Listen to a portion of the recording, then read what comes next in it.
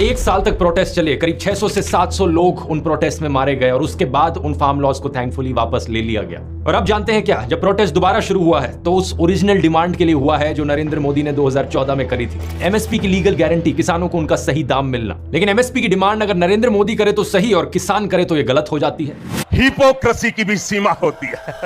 20 फरवरी के इस आर्टिकल को देखिए, सरकार ने 177 से ज्यादा सोशल मीडिया अकाउंट्स को बैन कर दिया सिर्फ इसलिए क्योंकि वो किसानों के हक की बात कर रहे थे। जब इन अकाउंट्स को बैन किया गया तो ट्विटर ने एक पब्लिक रिप्लाई भी दिया था, हम सरकार के ऑर्डर को सुनकर अकाउंट्स बैन कर रहे हैं, लेकिन जो सरकार कर रही है वो गलत है, फ्रीडम ऑफ एक्सप्रेशन के खिलाफ जाता है। किसान एकता मोर्चा का जो पेज था उस पर 5 लाख फॉलोअर्स थे, 2 साल से बैंड पड़ा है, वो पिछले फार्मर्स प्रोटेस्ट में बैन किया था। ट्विटर पर बहुत से जर्नलिस्ट और यूजर्स का यह कहना है जब जब उन्होंने फार्मर्स के फेवर में बात करी, सरकार ने उनके अकाउंट्स को बैन कर दिया। और जब मैं अपने वीडियो में कहता हूं कि देश डिक्टेटरशिप की ओर गिरता जा रहा है तो कुछ लोग कहते हैं ना भाई ना, देश अभी भी डेमोक्रेसी है। बताना कौन सी डेमोक्रेसी में आपने सुना है कि जो लोग किसानों के फेवर में बात करें सोशल मीडिया पर, उनके मास स्केल पर सोशल मीडिया अकाउंट्स बैन कर दो। मैंने तो ऐसा किसी डेमोक्रेसी में होते हुए नहीं देखा। लेकिन यहां मैं आपको एक सॉल्यूशन भी बताना चाहूंगा। इन अकाउंट्स के बैन्स को बाईपास करने का ये किया जा सकता है एक वीपीएन का इस्तेमाल करके। आप कोई भी वीपीएन की ऐप डाउनलोड करो अपने फोन में और उससे आप अपनी लोकेशन स्पूफ कर पाओगे, क्योंकि सरकार सिर्फ इंडिया के अंदर अकाउंट्स को बैन कर सकती है, इंडिया के बाहर नहीं।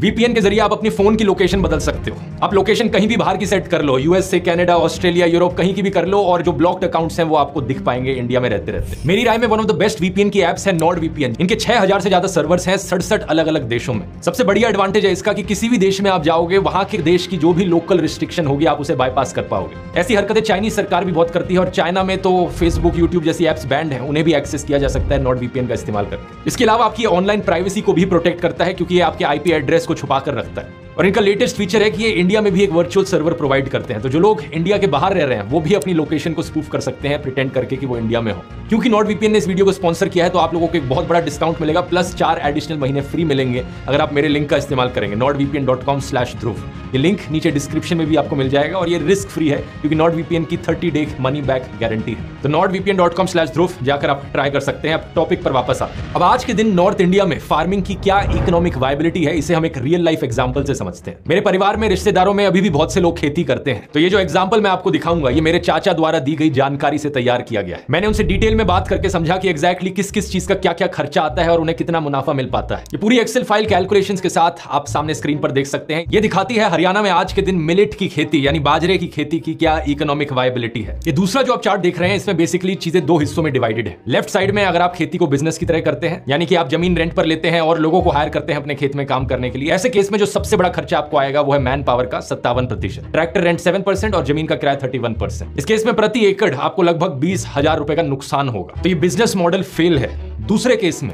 अगर आपकी जमीन है और आप खुद खेती कर रहे हैं तो सबसे बड़ा खर्चा आता है पानी का और बीज का, और ऐसे केस में लगभग 34,000 रुपए प्रति एकड़ का प्रॉफिट हो पाता है। ये 1 साल के टाइम पीरियड में देखा जा रहा है। लेकिन एक किसान को रिस्पेक्टिवली अगर पूरे परिवार का अपना खर्चा चलाना है तो 34,000 साल के लिए कुछ भी नहीं होता। यहाँ 2 लाख रुपए तो कम से कम मानने चाहिए हमें। इसलिए दूसरे केस में भी अगर ये बिजनेस मॉडल काम करना है तो इसके लिए किसान के पास कम से कम 3 एकड़ की जमीन होनी चाहिए। इसे देखकर आपको अंदाजा लग जाना चाहिए कि खेती करनी आज के दिन कितनी मुश्किल है। ये वाली जो कैलकुलेशन थी ये बाजरा के लिए थी, मिलेट्स के लिए, लेकिन यही प्रॉफिट मार्जिन बढ़ जाता है अगर हम धान की फसल को कंसीडर करें तो। इस केस में आप स्क्रीन पर देख सकते हैं 48,000 रुपीज पर ईयर का प्रॉफिट है पर एकड़ अगर खुद की जमीन है, और इसे अगर एज अ बिजनेस किया जाए जमीन लीज पर लेकर तो भी कुछ थोड़ा सा प्रॉफिट बनाना पॉसिबल है, करीब 3,000 रुपए पर एकड़ का पर ईयर प्रॉफिट। इससे 2 चीजें क्लियरली पता चलती हैं। पहला तो ये कि जिन किसानों के पास 3 एकड़ से कम जमीन है उनके लिए गुजारा चलाना बहुत बहुत मुश्किल है। यही कारण है कि बहुत सी स्टेट्स में किसान खेती छोड़कर मजदूरी करने लग गए हैं या बेरोजगार बन गए हैं। सिर्फ जिन किसानों के पास बड़ी जमीनें हैं वही ढंग से प्रॉफिट कमा पा रहे हैं। दूसरा, इससे आपको पता चलता है एमएसपी की क्या अहमियत